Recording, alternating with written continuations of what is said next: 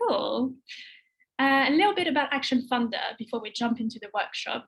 So for those of you who do not know, Action Funder is a funding platform that we launched in May 2021. And so far, over £413,000 has been distributed or is about to be. So businesses and foundations join the platform and they launch funding pots in locations that they want to support with specific focus area, going from climate change to mental health and well-being to food action. Community groups and charities join Action Funder and upload the projects that they need funding for. So for example, if you're a community center, this could be purchasing new benches for your community garden or support running sessions for children on a Tuesday night. Your projects are then matched with relevant funds of the platform.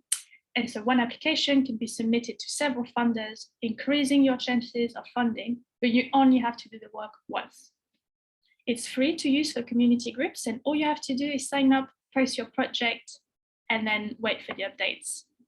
And if you're not funded the first time, your project will remain live and will be matched with other funds. Right, it's really nice to see many of you here today. Let me have a look. We have Bev Wakelam from Future Proof Health.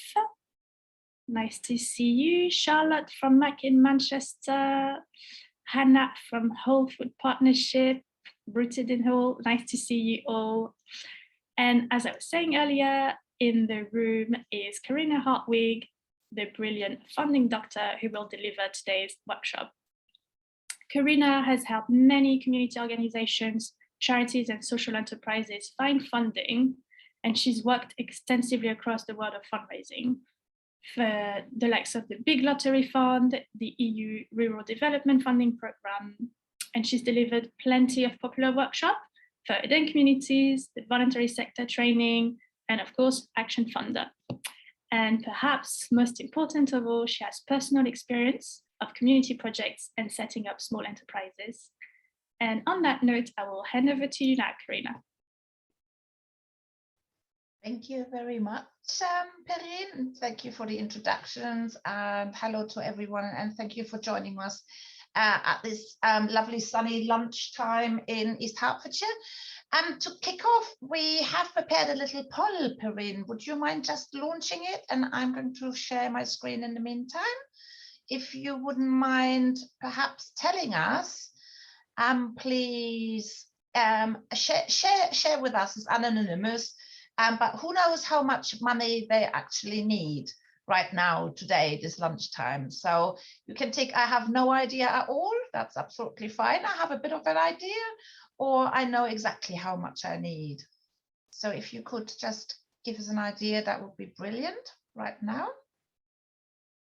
I will give you just a few minutes. I think we're waiting for a couple people more, and then it might be a good idea just to share the result, Perrine, so that we have an idea. Brilliant. So I have no idea, 23%. Most of you have a bit of an idea, and we have a few experts in the room. That's brilliant as well, and I would invite you to assist myself and maybe Perrine today if you're experts, but if you kind of new to budgeting and you have a bit of an idea, then hopefully we will be able to give you a few tips today. So hello again, I am Corinna, also known as the funding doctor, and I'm just going to show you my little beautiful coat that I've put on for you today. And today we will talk about budgeting and how to show your budget in your Action Funder application. So we're going straight into the subject now, if that's okay with you all. I hope. Okay, when funders are giving money to community groups, finding out what difference their money is going to make is a top priority. That is why on Action Funder, the question of how funding will be spent is coming up in the second question of your project pitch. And as one of the last steps of your project pitch, there is the budget breakdown, listing the items that will be needed and their costs. So today we're going to talk about simple and realistic budgeting tips that will allow you to secure, hopefully, some funding on Action Funder. And along the way, I will share with you what I have learned on the subject of budgets as a volunteer, but also as a professional in working in grant making. And because if I pulled off a successful community project and learned a lot along the way around budgeting, I am sure you can do too. And I really want to make it easy for you today. So first, let's bust a bit of a myth. Good budgeting is not about being strong in maths. It's really about being able to plan well and about taking time to think a project through. I hope you're pleased and relieved to hear that. So relax for now, and no calculator required yet. And let's take a look at the 5 main elements of budgeting that have helped me in the past. The first element is planning for success. We'll establish why you should have a vision and a goal first, so that you can plan for the success of your project. The next element, in choosing the right tools, we'll look at which tools will help you and your team to budget. Then, under researching your costs, we will dive deeper into how to research and work out your project costs in detail before applying the special funding Dr. 3B rule and finalizing your budget. A good budget shows the funder that you can be trusted to put your plan into action and realize your goal, and that you will be spending the money wisely. And at the end of the day, your budget needs to convince the funder just as much as your passion for change and your story do. So let's look and get started with my favorite bit, the planning for success.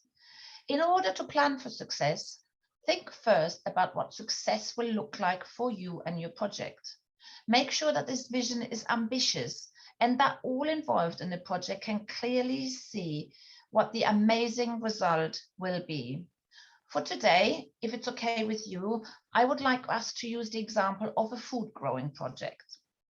And here is a clear vision of it, a green oasis where community can come together to grow plants and food and take a break and come out of isolation to come together and enjoy the natural environment. Once you have defined that vision, it is important to write down your goal. Because if you have a written goal, it's so much easier to share with others and to commit to it. Here is one example of how you can do this, just by simply writing it on a board. That way you are telling the neighborhood that a new project about positive change is starting up. It's clear for all to see that it is a growing project about plants and vegetables that wants to improve the local area and will eventually grow from this uninspiring communal space into the amazing green oasis that will bring the community together. I would recommend that you start with something small and achievable first. In our example, perhaps start with growing some plants in a small area.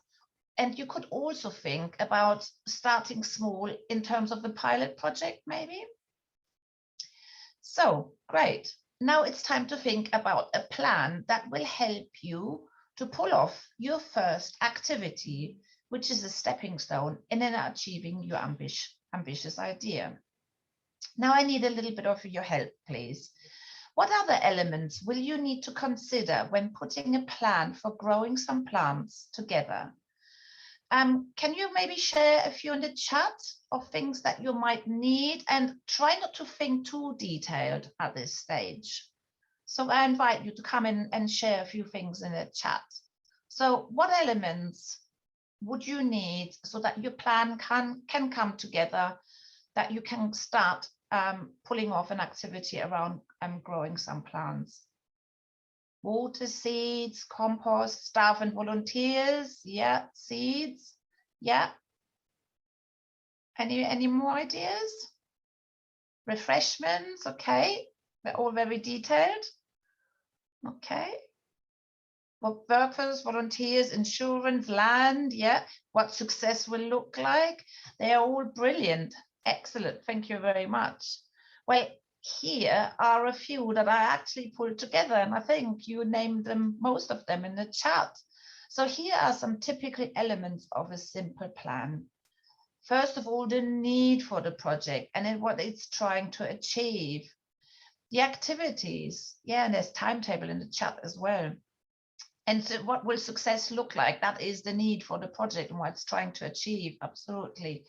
Then activities, communication, resources, people, rules and regulations, risk, timelines, all these things, and of course, money. So it is important to have a plan, a roadmap really, because without a plan, an idea just remains a dream. And you can use Zoom whiteboard or Google Jamboard or maybe a Miro online whiteboard to do a simple virtual post-it note session with your team, and make sure that your plan is detailed and realistic and can be put into action. Once you have your plan for your activity in place, you will be able to answer the question relating to funding in question number 2 of your project pitch that I mentioned earlier.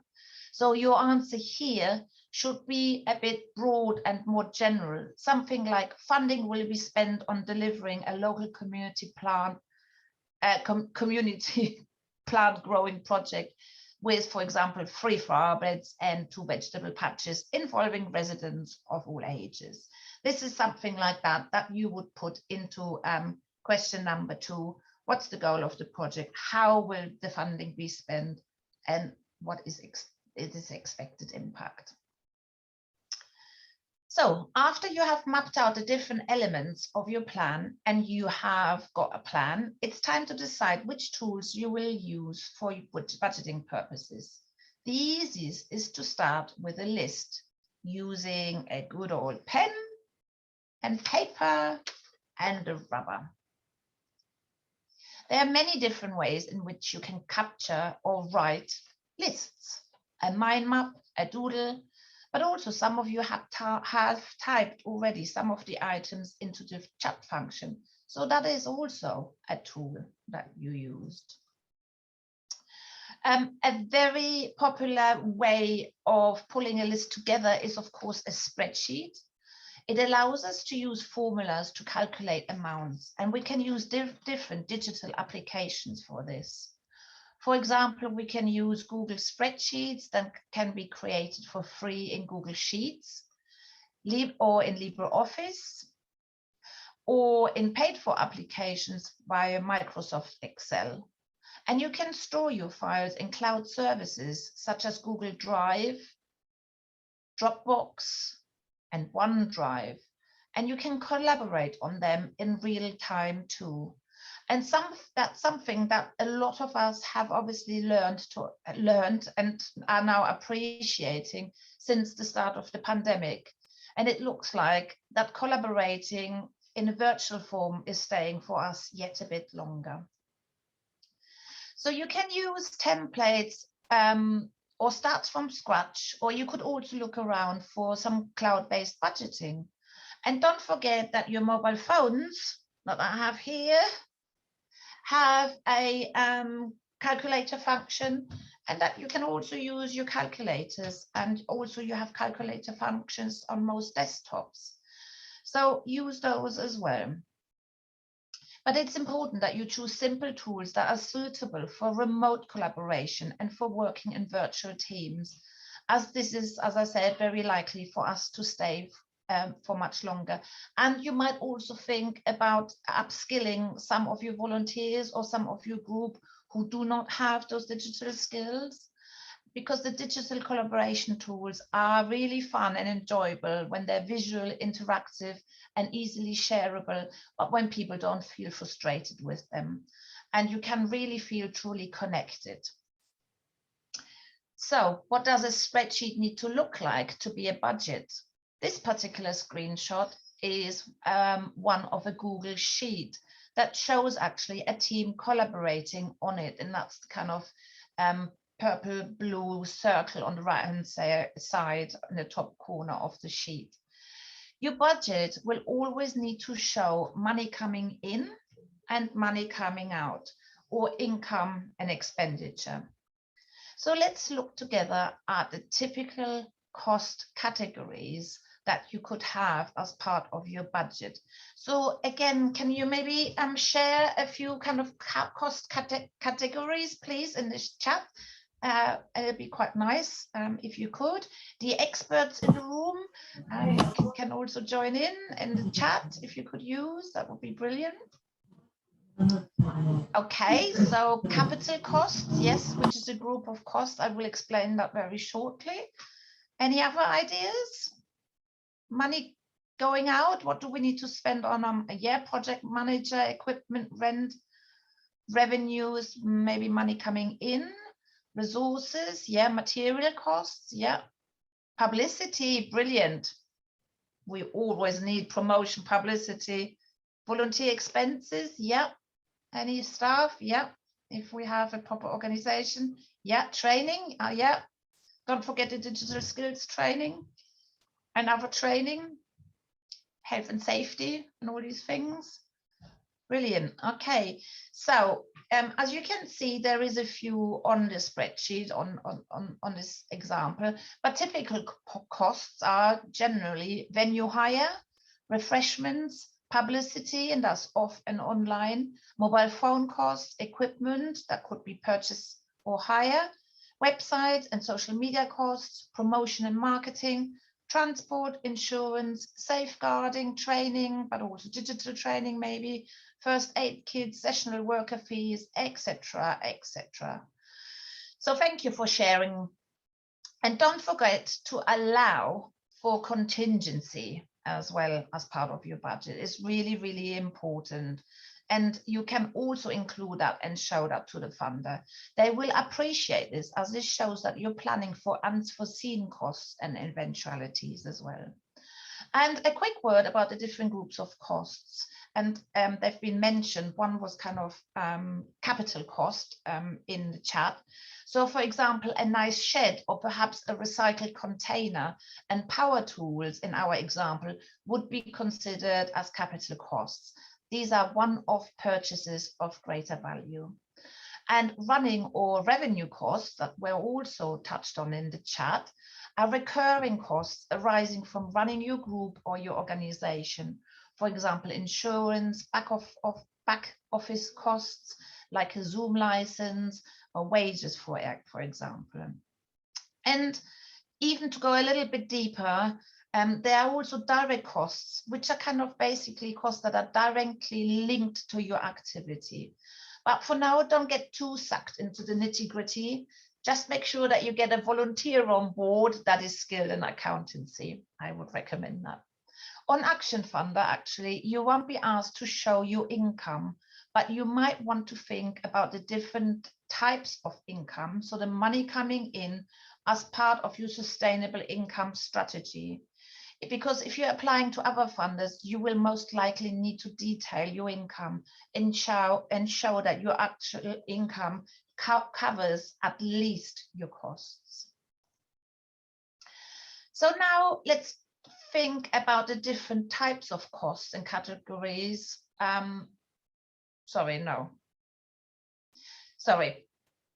Now the different types and costs or categories don't really tell us yet how much they need to amount to or who is going to supply these. This is why our next step in budgeting is researching our costs.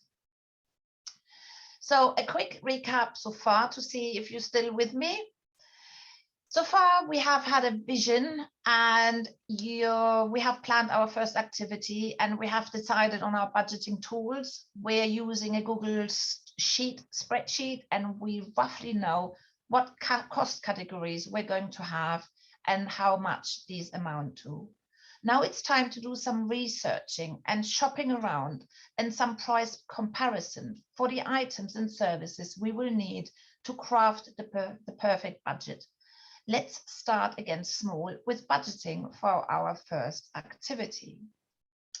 So, as we said, our first activity is growing some plants and vegetables. And can you see, it's only now that we are really zooming into the detail to write a detailed list of all the items and services we might need for this. In order to grow some plants, we need compost, seeds, containers, tools, people, all the things that you also listed right at the beginning when we were thinking about our project plan. And depending on the ambition of our goal, we will need to think about quantities next, of course. So let's stick with compost for now. Now, how many bags of compost do we need and how much is each bag? So we really need to do some research around the prices for compost. And let's assume we worked out we need about 2,500 liters of compost for the area that we have earmarked to start with. So the next question that we need to ask ourselves is, where are we getting the compost from?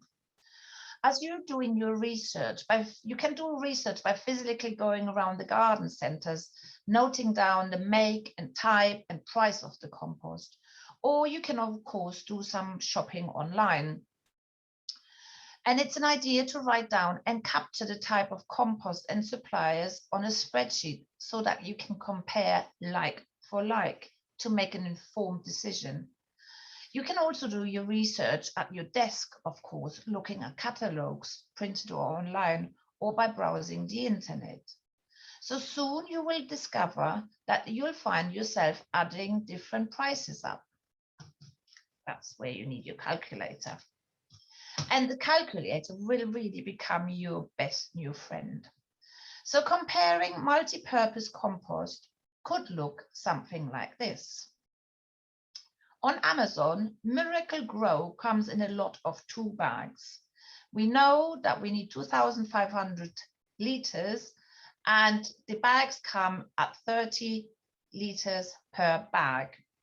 So we basically need 32 bags at £15.75, and we're adding this up with our calculator.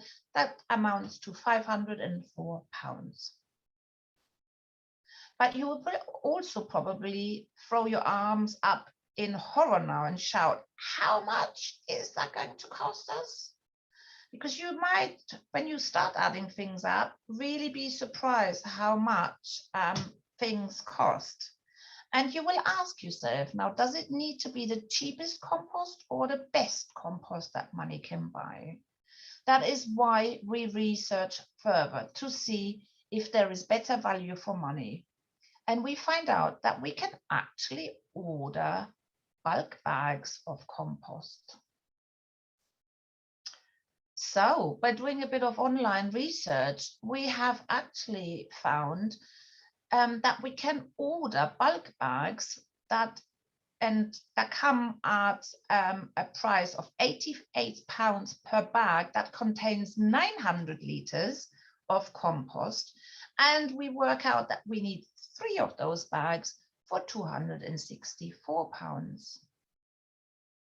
Now, can you see how much you saved yourself? You nearly half the amount that the compost was going to cost you just by doing some research. And that's a whopping of £240 that you saved. So that's why the planning stage is so important before you are researching your costs, because there's a real danger to get lost in the small details early on in the process and wasting time and energy at researching costs that are not relevant to your project aims. So researching your costs has another massive advantage. On your sheet, you can safely work out your most ambitious budget without spending real money and risking to run out of it before you have actually put a spade in the ground. So now let's pull our compost costs into our Google Sheet, and you can see it here with £264. I have put that already in the budget and I have circled that for you with the blue line. In the case of our compost costs, the planned and actual costs are exactly the same, few, and it's quite nice to have a kind of planned and actual column as well on your budget. So budgeting also helps you to think about saving some cash by applying my favorite, fastest funding tool, the 3B rule, which stands for beg, borrow, or barter.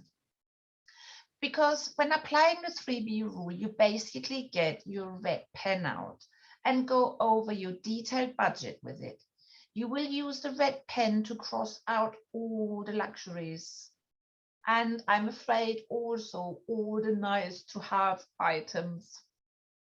Because you need to think, can I borrow? Can I beg? Or can I barter instead of raising hard cash for those items, those tools, or those skills? The red pen and the 3B rule, beg, borrow, barter, are your fastest and most important funding tool, along with your calculator, in my opinion. And a little tip from me, compost, by the way, is a byproduct when British Sugar is producing sugar. So perhaps they would be happy to donate some for free to you and your project. It's worth asking. Once you work your way through your spreadsheet and thought carefully about your costs, apply the 3B rule, you will come automatically to the final stage of budgeting. And this is finalizing your budget. You often finalize your budget for a particular activity, project, or month or year, and for a particular deadline, such as the funding application deadline. It's work in progress until you're satisfied that everything has been captured and all the costs have been researched and are balancing out. Check again and again that your numbers stack up and make sense. This last but very important step in finalizing your budget is really important, so don't skip it, please. You will know when your budget is right. It's right when it tells you stories in numbers, beautifully and accurately. And here is where you will add your budget on Action Funder once it's finalized. List the items and services or staff time that the funding will go to. Make sure you include quantities. Make sure you include the cost per unit, and make sure that the costs in your budget contribute to the project you have described. We want to make sure that nothing feels like an afterthought, and make sure that you check back your application form to see that the numbers stack up. And if you have put numbers in question number 2 that we discussed earlier, please make sure that you find your budget breakdown, that the costs and your budget breakdown shows are stacking up with the numbers that you mentioned earlier under question number 2. Before finishing, and it's 1 o'clock, let me share with you a bit of last minute wisdom. Cash is hard to come by and funding is fiercely competitive. This is why it's important to condense your budget and make it realistic and relevant to your goal or aim. You will need to have a succinct budget to apply for funding on Action Funder or to other funders indeed. Finally, 3 more good reasons for having a budget if you still need more convincing from me. It tells your story in money terms and show funders that you mean business and that you have thought your project through. This builds trust through numbers. A budget helps you to stay accountable to the funder and to your supporters and community. It's specific, transparent, and clear. And finally, a budget will keep your project on track, rein your spending in, and also demonstrate what amazing things you can realize on a shoestring when everybody pulls together. So hopefully you know a little bit more about budgeting now. If you still need a little bit more help, you can also look on the Action Funder guides, which I've taken a screenshot of.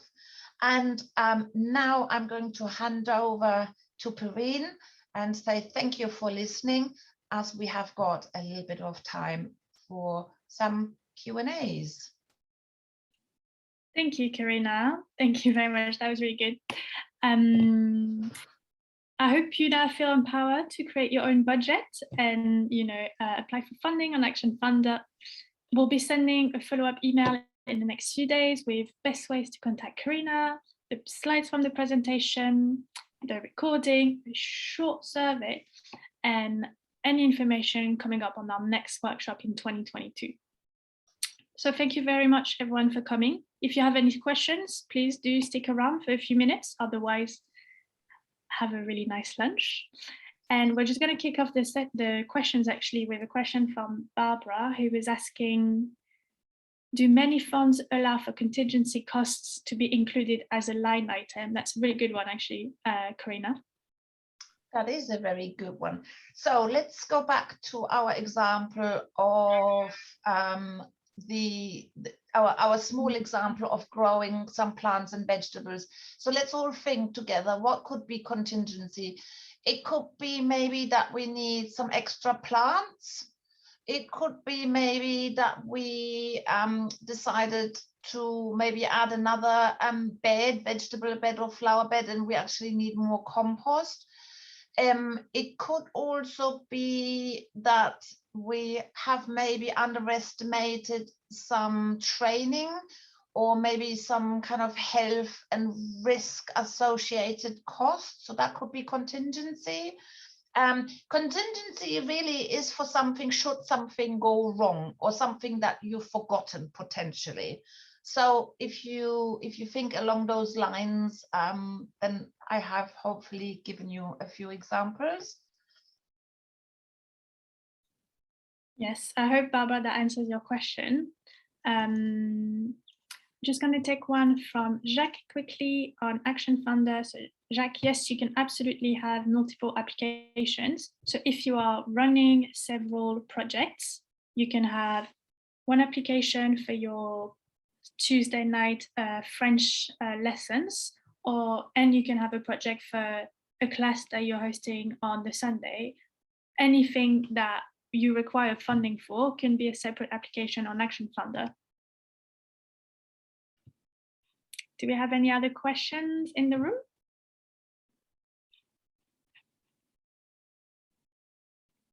It looks like it's all we have. Oh, actually, one question from Esther. When cutting out luxuries, are funders looking for a bare bones project or something nice? That's a very good question. And the hint for that would normally be in the details the funder would publicize in a bit in the funding criteria, whether they are looking for very ambitious projects. So if they're using words like ambitious, then that might be an indication for a really padded out kind of nicer project. But generally, funders or funding is generally other people's money. So funders generally want to see that your project is making the biggest difference to the most people ever. So you have to take a bit of clues from what the funder is looking for by doing maybe a bit of research around the funder as well. But generally speaking, they want to make sure that you're spending their money very, very wisely. I'm just going to add something to this, just because we have seen a few applications on Action Funder in the budget breakdown, things such as refreshments, and the projects have been funded. So I think it's really, if this is like a minor cost in your project, on a project that makes a big difference, it's fine to have them there, as long as it's, I think, kind of not your main cost, of course. All right, I think we are 1 minute late, so we are going to leave the session here. But if you have any questions, we'll send all the details that you need to contact either Action Funder or Corinna in the email. And on that note, have a lovely day and a lovely lunch. Thank you, everyone. Thank you. Bye. Lovely to see you all.